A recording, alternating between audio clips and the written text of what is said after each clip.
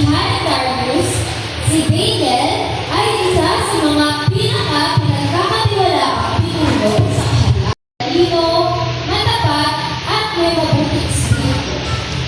Kaya, binalang ng hari na gawin siyang pinakamataas na pinuno sa lahat. Simula ngayon, mga kababayan, aking tinatalaga si Daniel upang maging presidente ng mga presidente dahil siya ang pinakamapagkakatiwalaan sa aking mga tawag. Maraming salamat po, aming pamamahala. Ari ka na tayo. Ngunit, naibig ang ibang mga gobernador at prinsipe kay Daniel. Sinubukan nila hanapan siya ng kasalanan.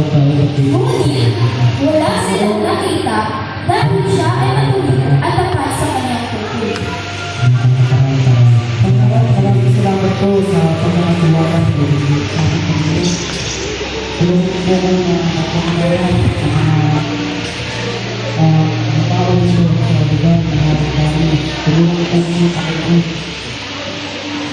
Tulungan po kayo sa aming Panginoon sa aming Panginoon. Sinakal sa dito ko yung nais.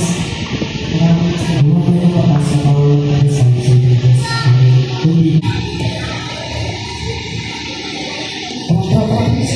Guys, may ginawa po kami batas. Ang batas na yun? Na bawal po magdasal sa ibang Diyos kundi sa ilangan. Yung ba yung pagkusugaan ng mga presidente? Opo. Sige, kung gano'n, wala akong magagawa kung hindi magkara sa aking batas. Maraming salamat.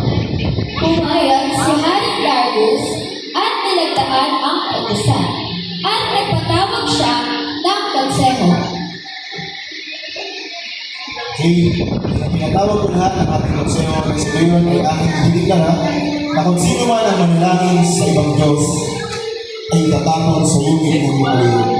Ngunit kung siya ay mananalangin sa akin, ay siya ay mananatiling ligtas. Naunawaan ba? Opo, maraming. Nang malaman ito ni Daniel, hindi siya natakot. Umuwi siya sa kanyang bahay, binuksan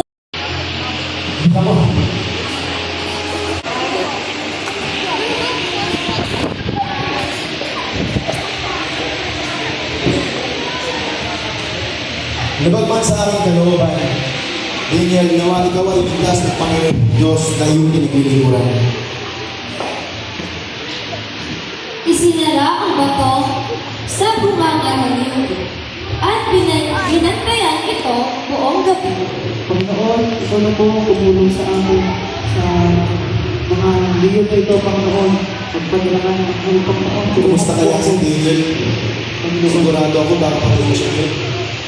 Hindi makatulog ang hari dahil sa pag-aalala kay Daniel. Lugar na ang mga liyog na ito.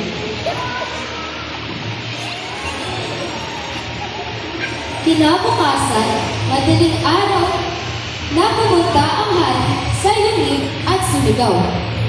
Daniel! Daniel, buhay ka ba ba? O aking mahal na hari, mabuhay ka.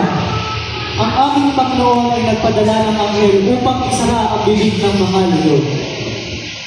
Tuwang-tuwa ang hari at ipinakuha agad si Daniel mula sa yungib. Mabuti kung gano'n, mga kawan! Kawan! Iligtas niyo si Daniel at iakyat dito ngayon upang sa aking mga kasama.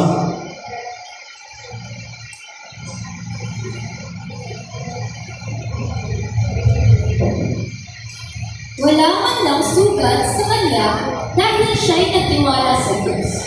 Pagtapos nito, inutusan ng hari na ihagi sa yungib ang mga taong nagsumbong kay Daniel.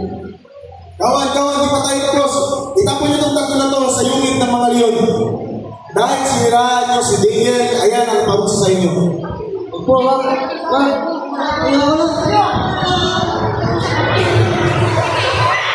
At sila ay nakakapagpapalito. Pagkatapos, ay naglabas si Hari Daniel ng utos sa bukong kaharian. Diyos, si Daniel na buhay ang siyang sasambahin natin. maraming salamat po, mahal na hari. At si Daniel ay nagpatuloy na pinagpala at naging matibay sa kaharian. Doon lamang po nagtatapos ang